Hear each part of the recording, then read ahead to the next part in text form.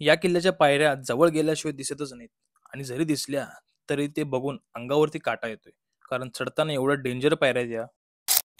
तर नमस्कार मंडळी, मी राजन. स्वागत आहे तुमचं पालीजवळ असलेल्या सरसगडच्या ब्लॉगमध्ये. पश्चिम घाटांवर व्यापारी मार्गांवर लक्ष ठेवण्यासाठी या किल्ल्याची बांधणी केली होती. किल्ल्यावर जाण्यासाठी रस्ता पावसामुळे पूर्ण झाडाझुडपात गेलाय. तरीही आपण पायवाटांचा अंदाज लावत लावत शेवटी त्या दगडात कोरलेल्या पायऱ्यांपाशी पोहोचलो. तिथनं वर गेल्यावर की नाही एक कातळ कोरीव गुहा आहे. त्या गुहेत मला जायचं होतं. उमंगला म्हणलं कॅमेरा धर, मी आज जाऊन बघतो कसं काय आहे. गुहेच्या आत जायची इच्छा तर लईच होती, पण खूप अंधार होता आणि म्हणलं कुठं काय रिस्क घ्यायचं, कारण खूप अंधार असल्यामुळे आत काय आहे काय नाही माहित नव्हतं.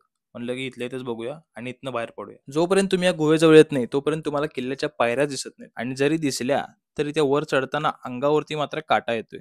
कारण बाजूला खोल जागेसारखं आहे आणि त्यात पावसामुळे तर अजून सांभाळून जायला लागते. पण आमच्यासोबत हा आमचा छोटासा गाईड होता, म्हणून बरोबर आम्ही वरती पोहोचलो आणि वरती पोहोचल्यावरती पाली दरवाजा बघून आतमध्ये असलेली सुरक्षित चौकी ओलांडून वरती बाले किल्ल्याकडे जाय निघालो. वरती बाले किल्ल्याकडे जाताना आम्हाला एक नाही दोन नाही तर टोटल 8 पाण्याच्या टाक्या दिसल्या आणि या सगळ्या बाले किल्ल्याच्या खाली होत्या. मग असं झाडाझुडपातून बाले किल्ल्याची वाट शोधत शोधत आम्ही पोहोचलो त्या रस्त्यावरती. त्या किल्ल्यावरती असलेलं पठार आणि जुन्या वास्तू बघत आम्ही पोहोचलो केदारेश्वर महादेवाचं मंदिर. हे मंदिर पूर्ण पाण्यात होतं. खाली बघितलं तर महादेवाची पिंड पूर्ण पाण्यात आहे आणि या बरोबर मंदिराच्या बॅक साईडला एक सुंदर तलाव आहे. हे सगळं दृश्य इतकं मन मोहून घेणार होतं ना, त्यामुळे तिथेच 2 मिनिटं बसलो, थोडं नाश्ता पाणी केला आणि त्या मंदिरातून निघालो बाहेर. समोर एक बुरुज होता. त्या बुरुजवरून जो समोरचा व्ह्यू दिसत होता, आहा! खतरनाक होता. त्यात म्हणलं मग 360ला उलटं करून बघा कसं दिसते.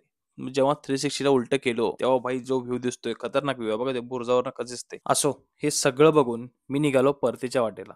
तसं तर या किल्ल्यावरती टोटल पाण्याच्या 8 टाक्या आणि काही किल्ल्यांचे वास्तू आणि काही शिल्प आहेत. हे सगळं बघायला मला कमीत कमी 2 तास तरी लागलेत आणि संध्याकाळचे 4 पण वाजले होते. तेवढ्यात बघितलं तर पावसाचं वातावरण पण झालतं. मग म्हणलं निघावं लगेच खालच्या वाटेला. तर कधी पालीच्या गणपतीला आलात तर सरसगडला भेट द्यायला विसरू नका. तोपर्यंत भेटूया पुढल्या व्हिडिओमध्ये.